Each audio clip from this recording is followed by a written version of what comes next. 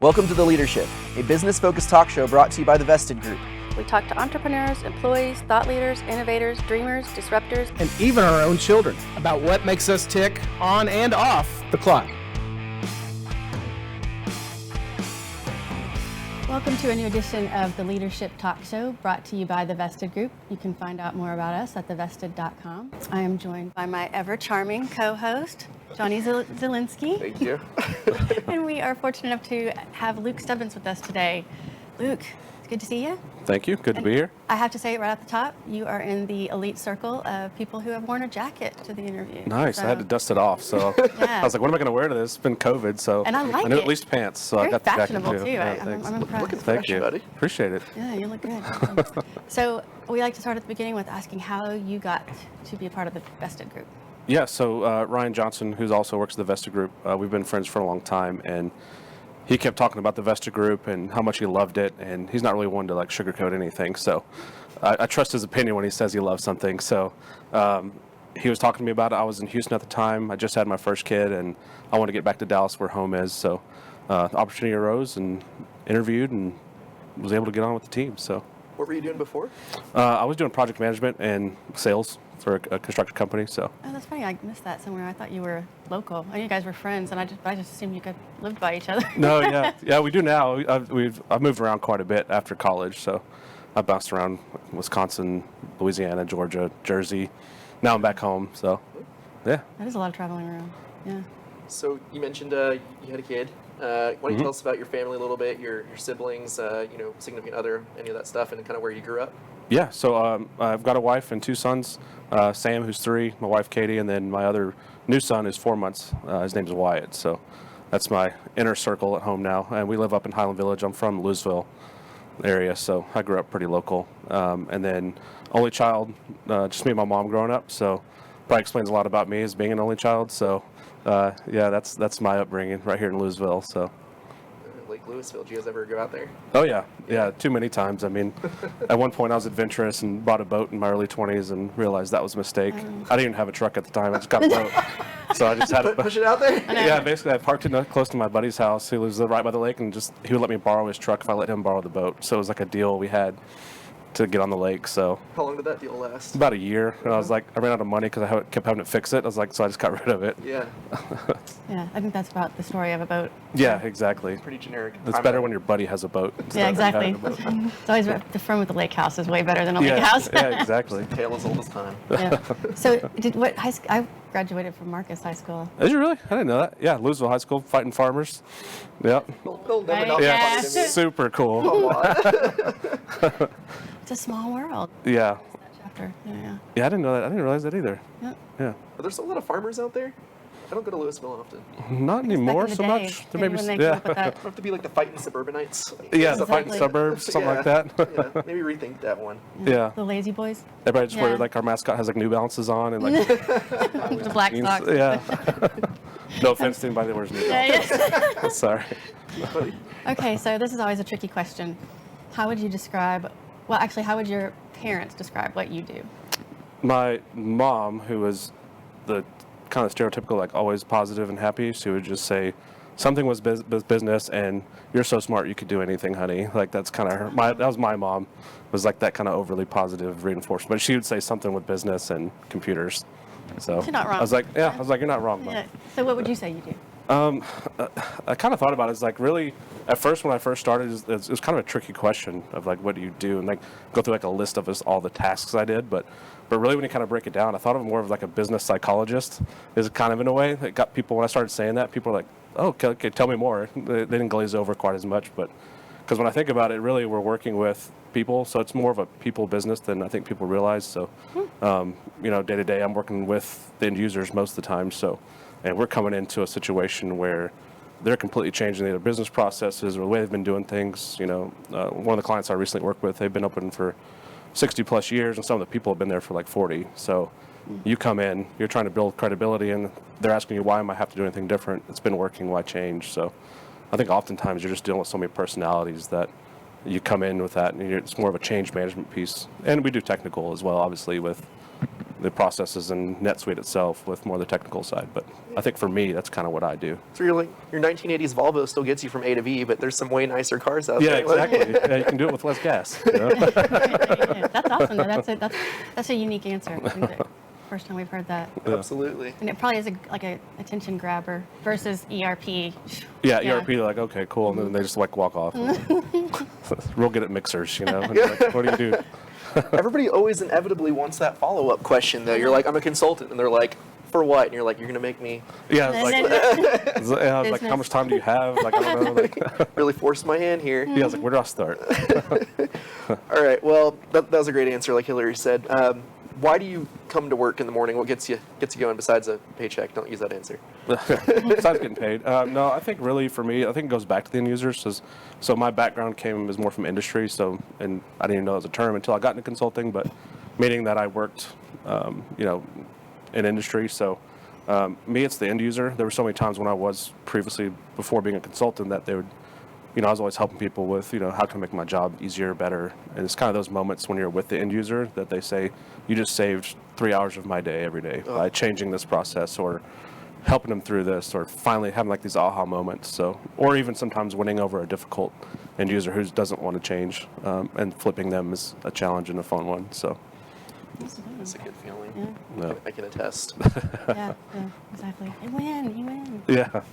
All right, so probably you didn't want to be in business, maybe you did when you were little. What did you want to be when you were a little kid? Oh yeah, I wanted to be a fighter pilot. I was the kid with all the posters all over the wall, like the Blue Angels and the stealth bomber. I thought were the coolest. And Tom Cruise.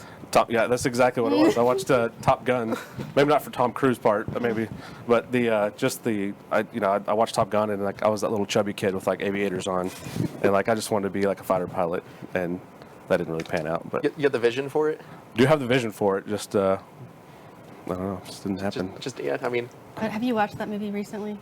Not recently, but I know there's a new one coming out, and I'm super pumped Does about not it. hold up well. I mean, you remember, you're like, oh no, this was like so cool, and then you show your kids, and they are looking at you like you're crazy, and you're like, wow, this is a really bad movie. I don't Oh, know so many how- one-liners in it. It's so great, though. If you watch the whole thing again, you'll be like, wow, I don't know how I missed all this. those bells chiming in the beginning, showing those planes taking off, and that guitar solo gets me every time. Oh, yeah. It was so Chills. cool. I know, it's I know, it amazing. gets you amped up. Like my mom had the A and B side cassette. I'm kind of aging myself, but I wore that thing out and just playing the soundtrack for Top Gun. Oh, the video Nice. cassette had a back and front side? No, there was a I'm soundtrack. just I was kidding. like, I know you made it. I don't know if you ever had to deal with a cassette, but That's funny. Yeah. Did you ever have cassettes? Yeah. Oh. Yeah. He's old enough for them. Just barely. 89. and your Teddy Ruxpin, is that too old? Cranberries. Cranberries. I actually went in San Diego. You can actually go to the bar where they have he played Goodness Gracious, Great Balls of Fire, and the piano's there. You can play on it and Really? stuff. Yeah. That's greatness. Yeah. Yeah. I think the bar's actually called. They changed it to Top Gun after the movie. Oh, really? But yeah, if you're ever there, hit that place up. I will. Maybe bust out. And what's the other one? I think the people in there are just like so sick of it. Oh no, Oh. you know? Oh yeah, can you imagine working there? It's like, Say the line. do it. Yeah. All right. So wait, how long have you been with the Vested Group now? it'll be 2 years in August. Wow. So I got a fairly group new. of people that I consider the new people. And you're one of them. yeah, Two years. yeah, one of the newbies. Well, I guess not anymore. We've got quite a few newbies now. So. Yeah. Yeah. But Yeah. you're still a newbie, though. I Yeah. don't know. I just have it in my head. Like I feel like you just got here, and it's almost been 2 years. I know. Yeah. Wild. So in 2 years, I know we had a year of that. 2 years you spent doing pandemic stuff by yourself at home. But do you have Yeah. a favorite workplace tradition in the 1 year you spent at the office? Yeah, I mean, if happy hour is an acceptable answer, that's always. I mean, that's kind of my favorite workplace tradition. So. Yeah. But yeah, like you said, I mean, with the pandemic, it was a little bit different, but. I think really it's just the kind of social stuff that we get to do sometimes, and Sure. hopefully start picking back up. So definitely enjoy working with everybody and on and off, like on the field, not the field, but just Yeah. actually doing the job versus outside of work too. That Yeah. Katie. Online happy hours. Oh, online, yeah. Those were rough. We did do that for a little bit. You participate in those as well? Yeah, I did a few online happy hours, which was better than nothing, but it's still Hard kind to of hear. awkward. Yeah. It's kind of weird. Then the Katie Trail one we did recently. Well, that was so much fun. That was a blast. Yeah, I forgot how much I missed those kind of things. Me too. Yeah, that was fun. Me too. Yeah, it's been a while. Have to ramp back up. I know, that kind of knocked the rust off my social skills. All of us, right? Yeah. We took a sledgehammer to that rest. So, what do you wish people knew about you, either work or outside of work? I would think, just in general, I mean, even work or not work, I try to always have fun with what we're doing, even if it's, doing something complicated or stressful. Always taking lighter moments to take advantage of just like, hey, at the end of the day, we're people just trying to reach a common goal and have a good time while we do it. So I would say that'd probably be something I want people to know. Right before we started recording, you said that if, a nice day out, if you weren't here, what would you be doing? You said playing golf. Yeah. And this next question is, what do you enjoy doing when you're not at work? It's safe to say golfing is up there. Yeah, it's up there. I mean, I don't play as much as I'd like to, but I would say more often. I enjoy just hanging out in the backyard, grilling, having people over. And I've kind of gotten more into the backyard games now. There's some good ones out there with You've been cornhole. invited for a barbecue? Neither have I. No, not Although yet. they do have 4-month-old. Oh, I now. must have missed the invitation. Got It's in the mail. to say. They like barbecue. It's hard to get everything together. All right, you're off the Post-log hook for a moment. Yeah, soon. Yeah, I get 2 more months. Pool's ready. Really, so 6 months, that's it. Though. yeah, pool's ready. So we'll have a get Ooh. together then. Yeah. There's a pool? Yeah. All right, yeah. Got rid of the boat. Got a pool. It's way cheaper. I don't know. Over time. Yeah. But the pool it adds up too. That snowstorm. Oh, yeah.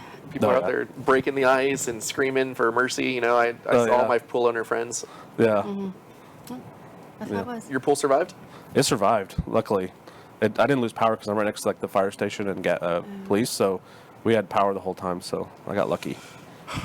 Yes, that is really lucky. Yeah. Yeah. Yeah. So.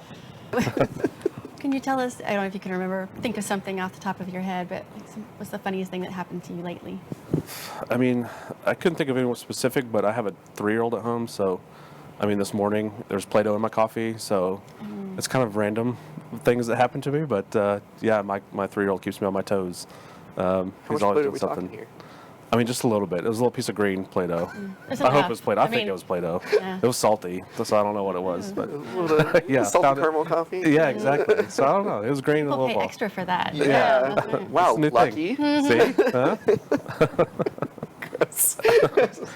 Too funny. All right, so we finish this interview. We walk outside. You find a lottery ticket for $15 million. It's a winner. You look up on a billboard, it's the Powerball numbers. You look, it's the same ones. You're like, this is Yeah. it. Yeah. What are you doing with that?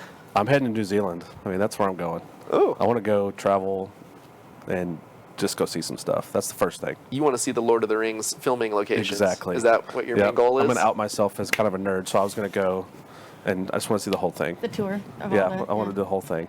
So, And whether you're being serious or not, my friend just did that. They actually keep the Hobbit homes like building fires inside with smoke coming out of them. Do they and really? They light them up at night. Yeah, they keep the village running. I wouldn't up leave. the I'd snuff. just like hang out in Yeah. Hobbiton or whatever. I forget the name of it now, but That's really cool. They keep maintain the whole immersiveness. yeah. Did you That's really have to duck your head down to get in and stuff? Yeah, I'm sure. I might not have to, but some people might. In theory, yeah. I was gonna say, do we have any? Trying to think. I got a couple of friends that could probably walk right in there. All right, if you had to pick one song to play every time you walked into a room, what would it be?